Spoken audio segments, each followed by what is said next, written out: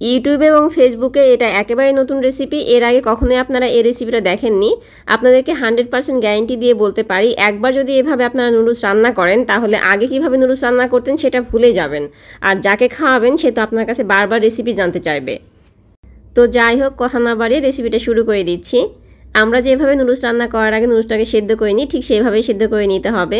আপনারা নিশ্চয়ই লক্ষ্য করেছেন পানিটা ফুটে ওঠার পরে এখানে আমি 1 প্যাকেট নুডলস দিয়ে দিয়েছি। এবারে নুডলসটাকে সেদ্ধ করে নিতে হবে। নুডলসটা ভালোভাবে সেদ্ধ হয়েছে কিনা সেজন্য চেক করে নিচ্ছি। মনে হচ্ছে সেদ্ধ হয়ে গিয়েছে। এবার এই পানিগুলো ছেঁকে ফেলে দিতে হবে। ছেঁকে নেওয়ার পর নুডলসগুলোকে ঠান্ডা পানি দিয়ে ধুয়ে নেবেন। এতে করে নুডলসগুলো অনেক বেশি ঝরঝরে হবে। এদিকে একটি কড়াই বসিয়ে এর মধ্যে দিয়ে দিয়েছি সরিষার তেল।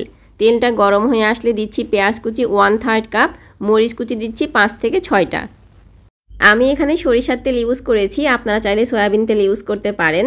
আমি যেহেতু যে কোনো রান্নায় সরিষার তেল ইউজ করি সেজন্য এখানে সরিষার তেলটা ইউজ করেছি।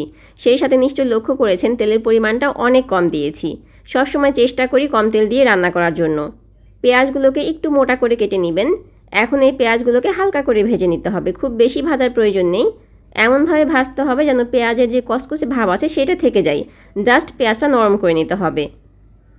পেঁয়াজগুলো নরম হয়ে আসলে সেদ্ধ করে রাখা নুডলসগুলো দিয়ে দিচ্ছি। সেই সাথে দিচ্ছি স্বাদ মতো লবণ। নুডলসের মধ্যে যে মশলাটা ছিল সেটাও দিয়ে দিচ্ছি। এবার এই মশলার সঙ্গে নুডলসগুলোকে ভালোভাবে মিশিয়ে নিতে হবে। আচ্ছা, আপনাদের মনে এখন প্রশ্ন আসতে পারে যে আমরা যেভাবে নুডলস রান্না করি আপনি তো ঠিক সেভাবে রান্না করছেন, তাহলে নতুনের কি হলো? অবশ্যই নতুনত্ব আছে। সেটা দেখতে হলে আপনাদেরকে পুরো ভিডিওটা অবশ্যই দেখতে হবে, তাহলে আপনাদের প্রশ্নের আনসারটা পেয়ে যাবেন। বলে রাখা ভালো, এটা আমার বোনের নিজস্ব রেসিপি। ও যাকে যাকে এই রেসিপিটি রান্না করে খাইয়েছে সেই প্রশংসা করেছে, সেই সাথে তারাও বাসাতে ট্রাই করেছে। তো ভাবলাম আপনাদের সঙ্গে শেয়ার করি। এই পর্যায়ে এখানে আমি দিয়ে দিচ্ছি একটা টমেটো। টমেটোর মাঝখানে যে বিচিগুলো ছিল সেগুলোকে ফেলে দিয়েছি। তারপর টমেটোটাকে লম্বা লম্বা করে কেটে নিয়েছি। আপনারা চাইলে টমেটোর পরিবর্তে এখানে ক্যাপসিকাম, গাজর এগুলো ইউজ করতে পারেন, তবে আমি শুধু টমেটোটাই ইউজ করছি। ওই যে আগেই বললাম আমার বোনের রেসিপি, তো আমি চেষ্টা করেছি সম্পূর্ণ তাকে ফলো করার। আমার বোন এখানে শুধুমাত্র টমেটোটাই ইউজ করে। টমেটো দেওয়ার পর এটাকে একেবারে গলিয়ে নেওয়া যাবে না, জাস্ট হালকা করে ভেজে নিতে হবে। এমনভাবে ভাজতে হবে যেন টমেটোর মধ্যে কচকচে ভাবটা থেকে যায়, চাইনিজ খাবারের মতো। এখন এটাকে আমি চুলা থেকে নামিয়ে নিচ্ছি। আরে দাঁড়ান দাঁড়ান, রেসিপি কিন্তু শেষ হয়ে যায়নি, জাস্ট চুলার কাজটা শেষ হয়েছে। চুলা থেকে নামিয়ে গরম গরম একটা প্লেটে সার্ভ করে নিচ্ছি। এদিকে আগে থেকে একটা ডিম সেদ্ধ করে নিয়েছি এবং ডিমটাকে মাঝখান থেকে কেটে নিয়েছি। একটা অংশ ছোট করেছি, একটা বড় করেছি। আপনারা চাইলে 2টা ডিম ইউজ করতে পারেন, আমি একটা দিয়ে কাজ চালিয়ে নিচ্ছি।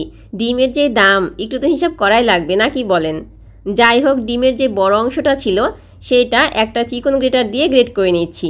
গ্রেট করে পুরো নুডলসের ওপরে ছড়িয়ে দিতে হবে। আমি যেহেতু একটা প্লেটে সার্ভ করে নিয়েছি সেজন্য পুরো ডিমটা এর উপরেই দিয়ে দিচ্ছি। আপনারা যদি আলাদা আলাদা বাড়িতে সার্ভ করেন তাহলে সার্ভ করার পরে ডিমটা অল্প অল্প করে গ্রেট করে দিয়ে দিবেন।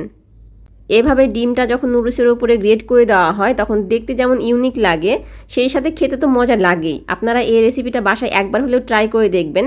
সবসময় তো ডিম ভেজে রান্না করে খেয়ে দেখেছেন, একবার ডিমটা সেদ্ধ করে এভাবে খেয়ে দেখবেন, অনেক মজা পাবেন। ডিমের ছোট যে অংশটা ছিল সেটা মাঝ বরাবর বসিয়ে দিচ্ছি, এতে করে দেখতে আরও বেশি আকর্ষণীয় লাগবে। ডিজাইন করে কাটতে পারলে আরও বেশি ভালো লাগতো। আমি সিম্পলভাবে দিয়ে দিচ্ছি, আপনারা চাইলে ডিজাইন করে কেটে নিতে পারেন। আজকে এখানেই বিদায় নিচ্ছি, দেখা হবে পরবর্তী ভিডিওতে।